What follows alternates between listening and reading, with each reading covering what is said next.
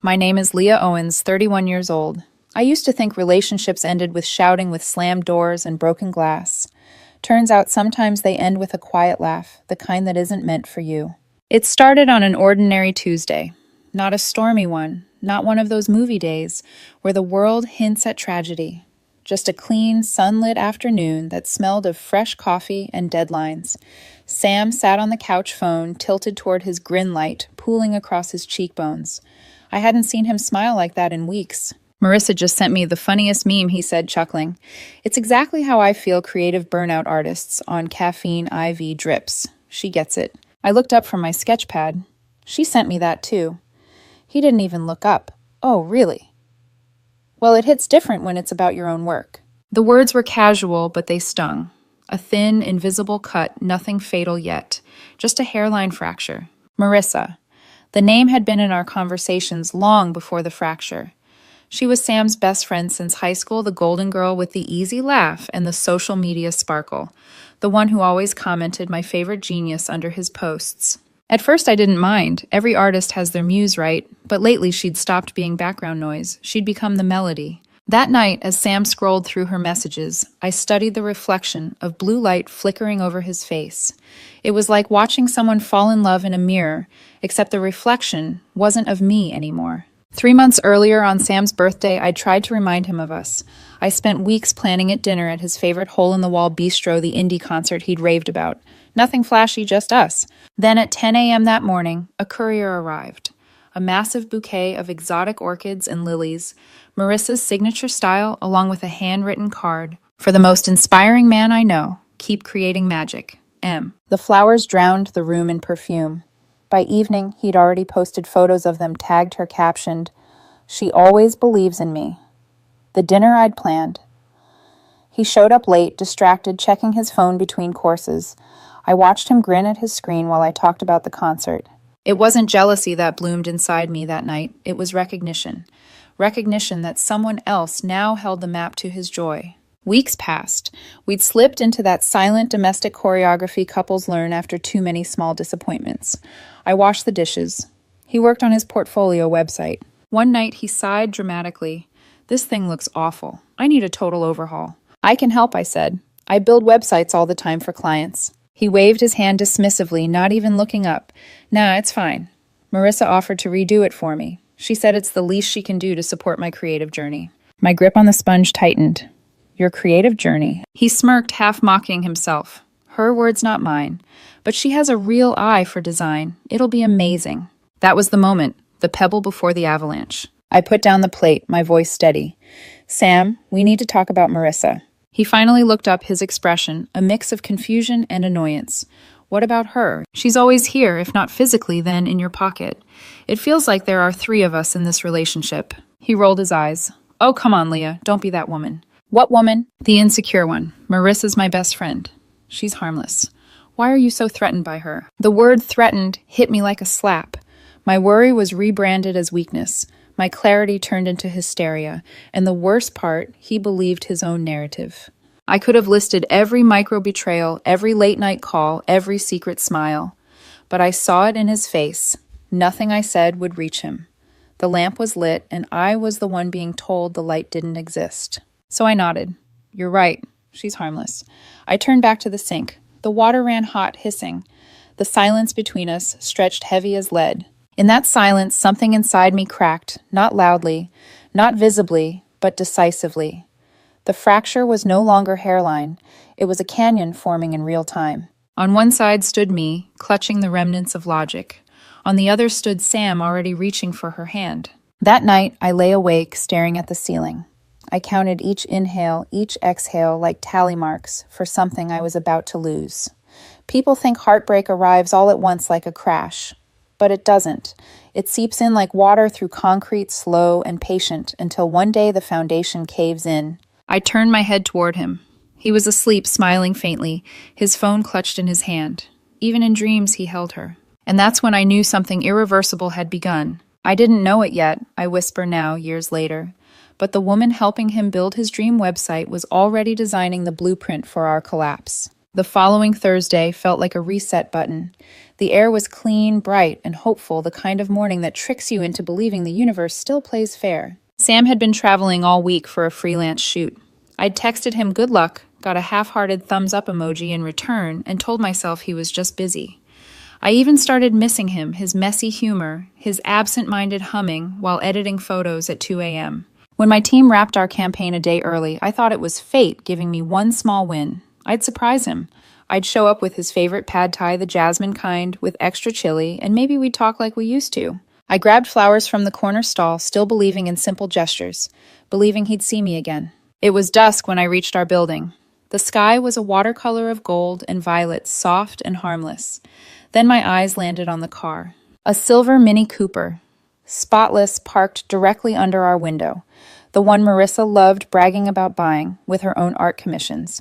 The pad thai bag grew heavier in my hand. The flowers suddenly smelled too sweet. I told myself she could just be dropping something off. Maybe she was helping him pack gear. Maybe. The mind is a factory of excuses when the heart is desperate for denial. I climbed the 3 flights of stairs in slow motion. The hallway light flickered like a bad omen. I heard laughter. 2 voices, the kind that overlap from familiarity, not distance. My key trembled in the lock. When the door opened, the world didn't explode. It simply shifted 1 inch to the left, just enough to make everything wrong. 2 wine glasses on the coffee table, 1 with lipstick. Takeout boxes, sushi, not Thai. The expensive place Marissa worshipped. And there they were. Sam cross-legged on the couch, his body tilted toward her. Marissa, barefoot, knees tucked under, wearing one of his shirts like it belonged to her. They weren't touching. They didn't need to.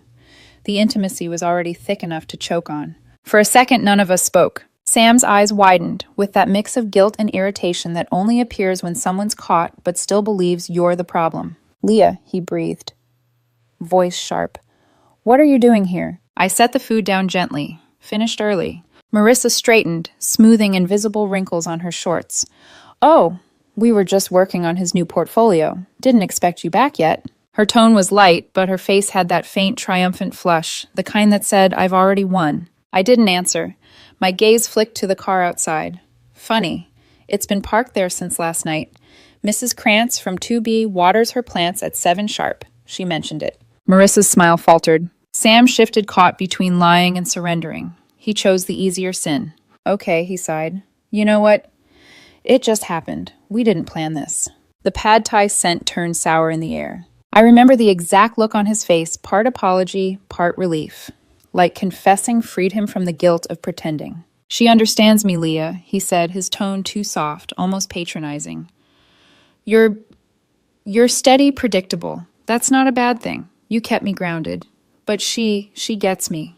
The words blurred, steady, predictable. I realized he was describing reliability like it was a flaw. Marissa didn't flinch. She rested a hand on his knee, claiming her prize. "It was inevitable," she said. "We've always had a connection. We just never acted on it until now." Until now, as if that made it noble. I should have screamed, thrown something, demanded an explanation that wouldn't change the ending. Instead, I just stared at them. The 2 people I'd trusted most, sitting side by side like a painting of betrayal. My voice came out quiet, detached, almost clinical. "So all those nights you told me she was like a sister." Sam's jaw twitched. I meant it then. "But feelings evolve," Marissa added quickly. "You can't hold that against him." Evolve. A word that made destruction sound like growth. He stood then, stepping closer, lowering his voice, as if comforting a child. "Look, Leah, she's a nice girl who finally got the guy. You should be happy for us. Really. You'll see this is better for everyone." A pulse of silence followed. I heard the hum of the fridge, the buzz of a fly trapped near the window. My fingers felt numb. The flowers slipped from my hand petals, scattering like confetti for their coronation. I met his gaze and whispered almost to myself, "You actually rehearsed that line, didn't you?" He blinked, confused. I smiled, not kindly, not bitterly, just finished. No need to explain. The show's over. I walked past them, grabbed my coat, and paused by the doorway. Marissa looked up, expecting drama, maybe a slap, maybe tears. Instead, I gave her a small nod. "Congratulations. You finally got your spotlight." Then I turned to Sam, my voice steady as marble.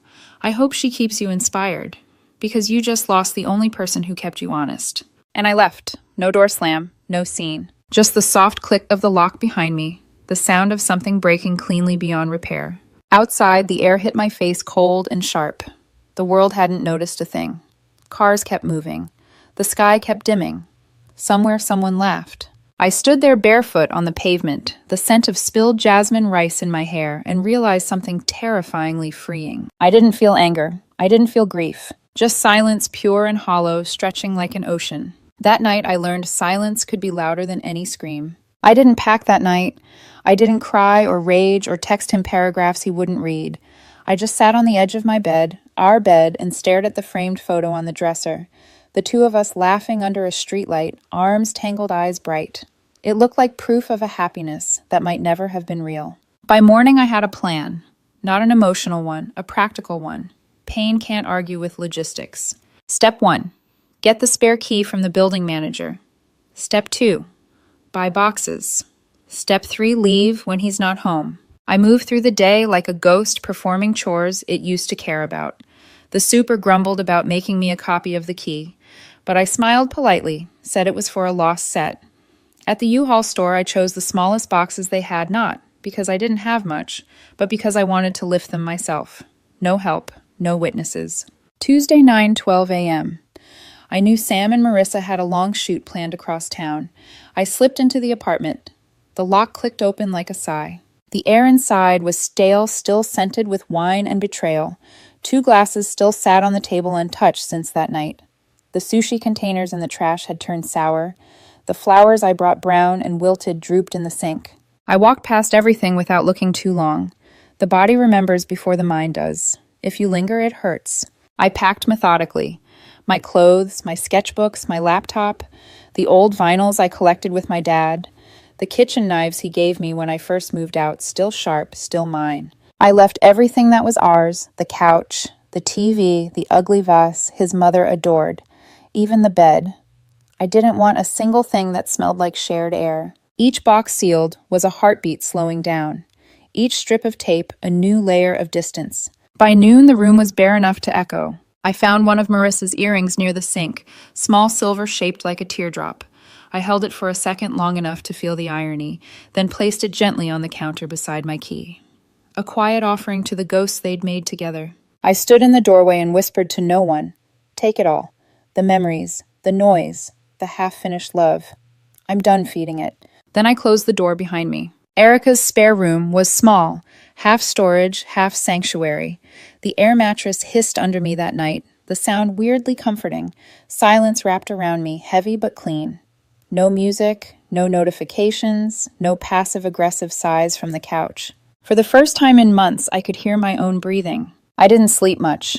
I just watched the light crawl up the wall as dawn came and replayed the scene over and over. Sam's expression, the words, Marissa's self-satisfied smile. It was like watching a movie I'd already survived. Grief didn't arrive like a storm. It came in waves of numb practicality.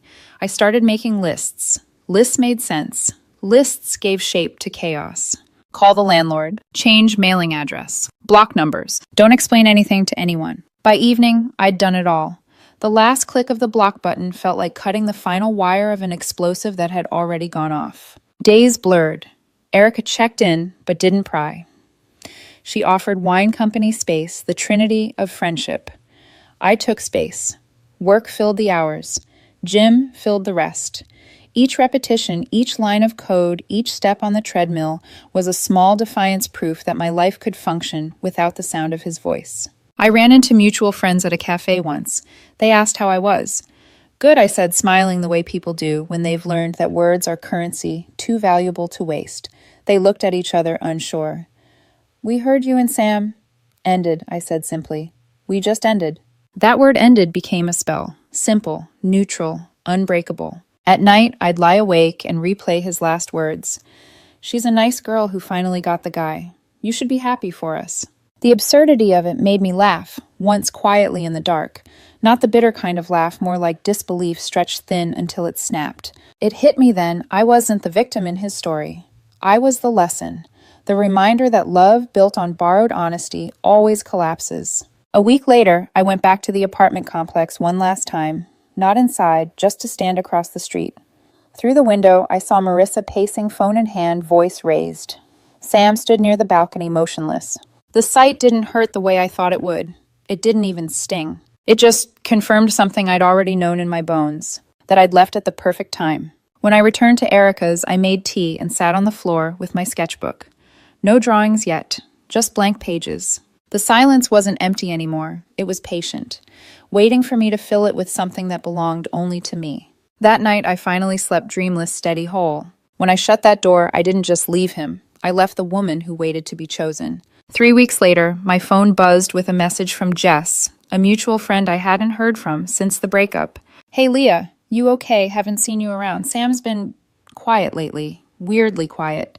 I stared at the text for a long moment. I didn't know what she'd heard the official story, probably. That I'd been insecure, that I couldn't handle Sam's deep friendship with Marissa. I typed back simply, "I'm good, Jess. Just needed some space. Hope he's doing well." Her reply came fast, nervous. "I don't think he is." Marissa's intense. She showed up to his shoot and argued with a client because the model touched his arm. He looked so embarrassed. It's like she's everywhere. I set my phone down and exhaled. A slow, cold clarity spread through me. Karma isn't thunder. It doesn't arrive dramatic and cinematic. It's quiet, patient, surgical. It starts small, like Marissa insisting on being part of every creative decision. Then she begins checking his phone. Then she starts editing his emails to make him sound more professional. At first, friends think it's cute. She's protective, she's invested, but soon they start noticing how he doesn't laugh as freely, how he looks over his shoulder before speaking. The nice girl who finally got the guy is now guarding him like a trophy that might run away. Rumors trickled to me through the usual cracks. Erica mentioned that her coworker's cousin worked on a campaign with Sam. Apparently, Marissa showed up at the studio and stayed the entire 8-hour day, scrolling through his texts whenever he left the room. "She's just around," Erica said cautiously, "like a shadow that doesn't know when to disappear." I shrugged. Some people mistake possession for partnership, but inside I felt something heavier than satisfaction. It was pity. I didn't check his social media for weeks, not because I was disciplined, but because I was indifferent. When I finally looked, I saw the difference immediately. The bright photos, the jokes, the hashtag creative couple tags, all gone. In their place were polished, hollow shots of products and landscapes. Even his captions sounded muted, as if someone else wrote them. The comments section was filled with half-concerned questions. "Where's Marissa? You guys okay? You've gone quiet." He never replied. Jess texted again 2 days later. Marissa canceled his birthday dinner, said she doesn't like his friends. Apparently they had a fight because he followed a female photographer on Instagram. I didn't answer this time. I didn't need to. I made tea instead. Chamomile. Calm. Peaceful. Free. As I stirred the cup, I realized how strange it felt to know that I didn't want him back, not even a little, because the version of him I loved never really existed.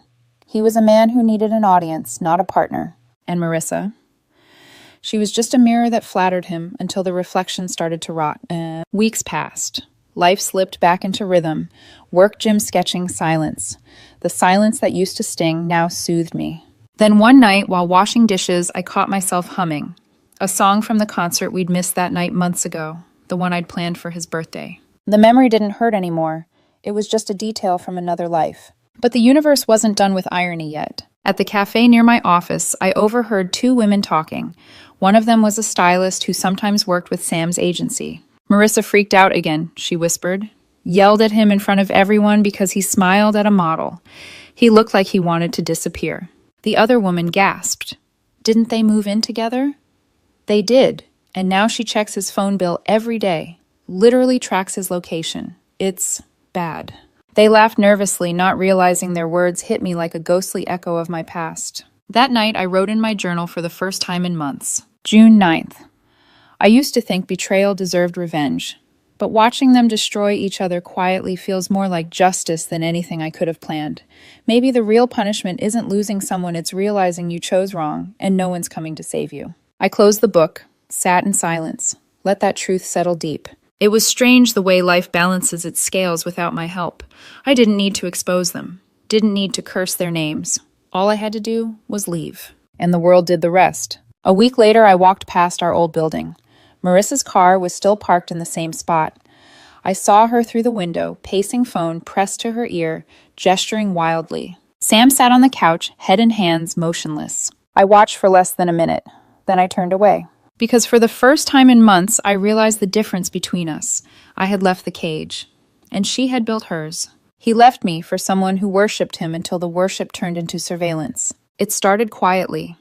A message from an unfamiliar number on a Saturday morning while I was folding laundry, sunlight streaming through the blinds. Unknown Leah, it's me. I think I made a huge mistake. Can we talk? The words looked small on the screen, almost harmless, like a child's apology scribbled on a napkin. I stared at them for a long moment, felt my pulse steady, and then did the only thing that still felt sacred. Delete, block, no hesitation, no response. I'd already buried that version of myself, the woman who would have replied with softness, who would have been drawn back by guilt, disguised as closure. Not this time. A week passed. Then came the second attempt, a call from his mother of all people. I almost didn't answer, but old habits die slow, and curiosity can sound a lot like compassion when it knocks softly enough. Leah, honey. Her voice was gentle, the kind mothers use when they're about to hand you their son's mess, wrapped in concern. Oh, Leah, it's awful. Sam's miserable. That girl Marissa, she's a controlling little monster. She monitors his phone, yells at him in public, even told him to quit a job because there were female clients involved. Can you imagine? I stayed silent. Let her fill the air. He cries, Leah. He's broken. You know how fragile he can be.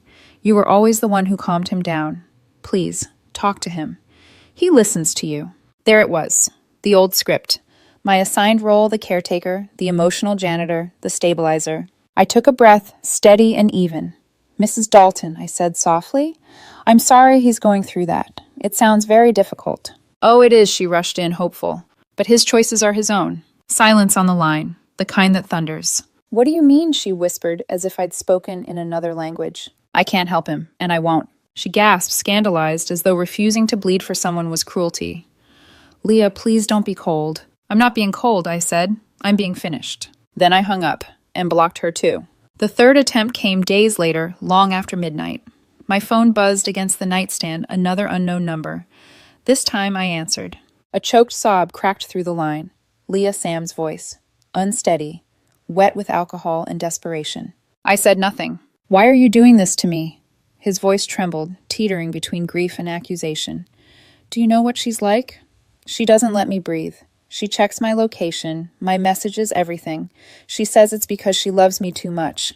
But it's hell, Leah. It's... His breath hitched. The victim act was rehearsed, the tone too polished to be raw. Please, just talk to me. You always knew how to calm me down. Still, I said nothing. Then the plea turned sharp. How can you be so cruel? I said I was sorry. Isn't that enough? He waited for mercy. I gave him silence. The anger flared.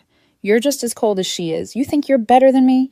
You're both the same, manipulative, heartless. He stopped himself panting, realizing his words were dissolving into the same poison that had destroyed him. I let the silence stretch until he broke it with a bitter laugh.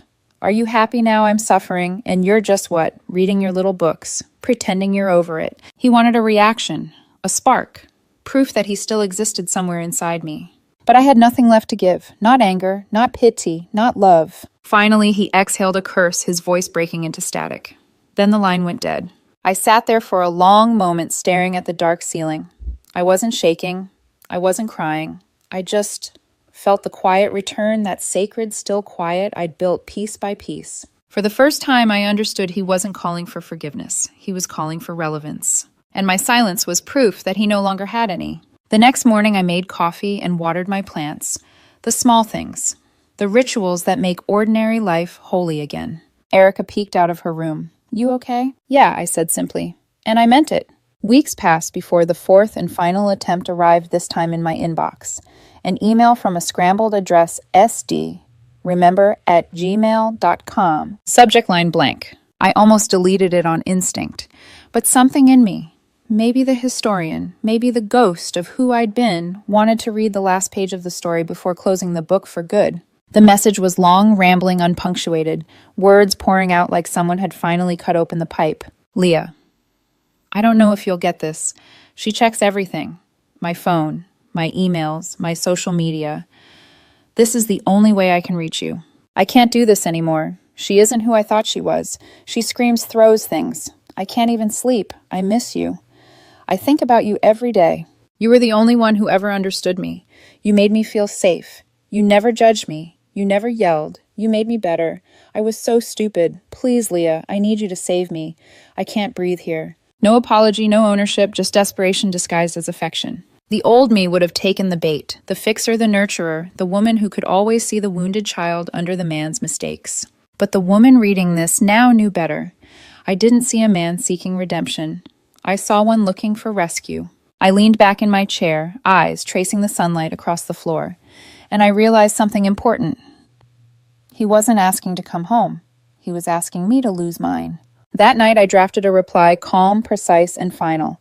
Not for him, but for closure. For me. To sdremember@gmail.com. Subject Re-Sam. I received your email. I'm sorry you're in a difficult situation, but it's one you chose with full awareness. You once told me I should be happy for you both because she's a nice girl who finally got the guy. You said she deserved to be happy. I hope she is. You were right about one thing. My role in your story is over. My peace is not negotiable, and it does not include reopening a door I closed for good. Do not contact me again. I read it once. No venom, no tenderness, just truth. Then I hit send. The silence that followed was absolute, not empty, not aching, but whole. And for the first time, I felt something deeper than revenge, deeper than closure. Freedom. The boy who needed saving still believed the world owed him a lifeguard, but I was done drowning on purpose. The moment I hit send, the cursor blinked at the edge of the screen like a heartbeat fading into stillness. No fanfare, no explosion, just quiet. A clean, unremarkable silence that marked the end of everything. I closed the laptop and exhaled. The city outside hummed with ordinary life cars, honking children, laughing in the park below, sounds that had kept moving while my world paused months ago. And just like that, it all began to unfreeze. The next morning, I woke before sunrise, made coffee, opened the curtains. The sky was pale, soft pink, bleeding into gold, a color I hadn't noticed in months. For the first time since everything fell apart, I didn't check my phone immediately. No messages, no missed calls, no emergencies demanding my empathy. It was blissfully, beautifully still. Days passed, then weeks. No replies, no new unknown numbers. The silence that once frightened me now felt like protection. Sometimes I'd think of the email I sent, how final it sounded, how unlike me it was to end something without softening the blow. But then I'd remember all the times I'd softened things for others and shattered myself in the process. There was nothing cruel about boundaries. They were simply fences around the garden I was learning to grow again. One night as rain slid down the windows, I thought of the line I'd written to him. My peace is not negotiable. It sounded bold when I typed it, but sitting there watching the droplets chase each other down the glass, I realized it was more than a declaration. It was a vow. Peace wasn't something I'd found. It was something I'd built, brick by brick, decision by decision. And part of that construction was learning that not every cry for help deserves an answer, especially when it comes from the person who set the fire. A few weeks later, Jess texted again. He's gone off grid, deleted everything. Marissa's posting weird quotes about love as captivity. Everyone's worried. I didn't reply, not out of malice, just absence of interest. They weren't my story anymore. Their chaos was the background noise of a movie I'd already walked out of. At work, my creative spark came back like a slow dawn. Colors felt vibrant again. My ideas weren't tinged with exhaustion or over-explanation. I stopped overthinking how people perceived me. One of my colleagues noticed and smiled. "You seem lighter," she said. I laughed. Maybe I finally put something heavy down. A month later, a package arrived at Erica's apartment. No return address. Inside was a small cardboard box wrapped in brown paper. I froze for a moment before opening it, but inside wasn't what I expected. My old sketchbook, the one I'd left behind in the apartment. No note, no message, just that. I flipped through the pages, my early drawings, half-finished concepts, doodles from nights when I'd waited for Sam to come home. It smelled faintly like his cologne, faintly like memory. I closed it gently, placed it in a drawer, and whispered to the air, "Thank you for returning what's mine. Keep the rest." That night I painted. For the first time in years, the brush didn't hesitate. The colors moved on their own, deep blues, fractured whites, streaks of orange light. It didn't mean anything. It didn't need to. When I finished, I stepped back and saw something unintentional, but perfect, a horizon line, splitting storm from calm. Two worlds, one I left behind, one I was finally learning to live in. Sometimes closure doesn't announce itself. It doesn't arrive wrapped in justice or apology. It shows up quietly in the way your heartbeat doesn't spike when their name appears, or how their memory passes through you like wind through an open door. That night I slept deeply for the first time since all of it began. And in the stillness before morning, I realized something simple and absolute. I wasn't waiting for an ending anymore. I was already living in the after. When people ask me now what happened between us, I tell them the truth. But in a single line, he mistook control for love, and I mistook silence for peace. We both learned the difference too late. And then I smile, not bitterly, but softly, because it's not a wound anymore. It's just a scar, faint and familiar proof that healing once had to happen there. Weeks later, I received one last text from Jess. He moved away. She stayed behind. No one's seen him since. I thought you'd want to know. I stared at the message, waiting for that old ache to return. It didn't. I typed back only 2 words. Wish them peace. Then I set the phone face down and watched the city lights blink in the distance, like quiet affirmations that life somehow keeps moving. The past wasn't a ghost anymore. It was a story, one that had finally stopped asking to be rewritten. I do not wish you harm, but I am entirely indifferent to your happiness. That was the truest thing I'd ever said, and the most freeing. The silence in my life wasn't empty anymore. It was a presence, and it was entirely my own. It's strange how peace sneaks up on you. One day you realize the absence of chaos no longer feels foreign, it feels earned. The world becomes quieter, not because it has changed, but because you have. That was me, 6 months after the email. By then, Erica's spare room had turned from refuge into home. The air mattress was replaced by a real bed. My boxes had been unpacked, their contents folded neatly into drawers, not reminders of loss, but of survival. Every corner of the room carried my fingerprints now, my scent, my life. And every morning began with the same ritual: coffee, sunlight, and silence. The kind of silence that doesn't ache, it breathes. Work had taken a turn too. My art director noticed the change before I did. "You've been sharper lately," she said. "More alive." I smiled. Maybe I just stopped bleeding into the wrong places. We both laughed, but I meant it. My creativity had stopped revolving around fixing people. It began revolving around expression, messy, raw, imperfect expression. I started painting again, not for clients or commissions, but for myself. Every brush stroke felt like reclaiming oxygen. One night, Erica and I went out for drinks. She'd insisted, "You've been hermiting for months. You need to meet actual humans again." So I did, and there at a small jazz bar tucked into an old brick alley, I met Evan. He wasn't flashy. He didn't perform charm like a magic trick. He listened, really listened, the kind of listening that doesn't wait for its turn to speak. When he asked about my art, I told him I paint when I'm happy and when I'm healing. Lately, it's been both. He grinned. "That's a good mix." And somehow it was. We started meeting on Thursdays. No expectations, no labels. Just 2 people who didn't need to fill silence with explanations. He'd walk me home sometimes, holding my hand, sometimes, not as if the choice itself was the connection. One night, while sitting by the river, he asked gently, "What happened before we met?" I thought about how to answer. How do you summarize years of heartbreak, silence, and rediscovery into a sentence that won't sound tragic? So I said the only thing that mattered, I stopped mistaking love for obligation. He nodded, not asking for more. That was the moment I knew he wasn't another test, he was a sign that I'd already passed. A few weeks later, I moved into a small studio apartment, bright, full of light plants everywhere. The first thing I hung on the wall was that painting I'd made months ago, the horizon split between storm and calm. It looked different now. Back then it had felt like separation. Now it looked like balance. I stood there, coffee in hand, and whispered to the brushstrokes, "You were the first thing I created after losing everything.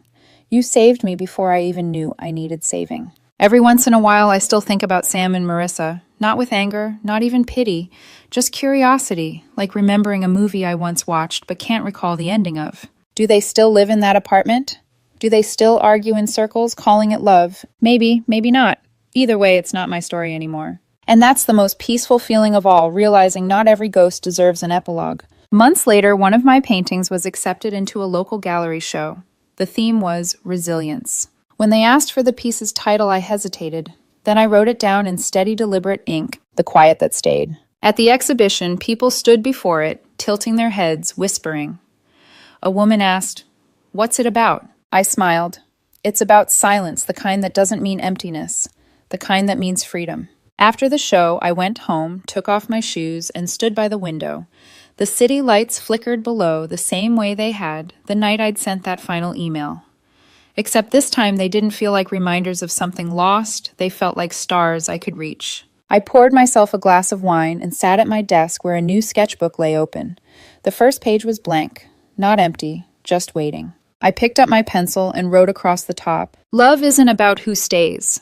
It's about who you become after they leave." Then I began to draw not him, not her, not the past, but the woman who survived it all. Her eyes calm, her hands steady, her silence alive.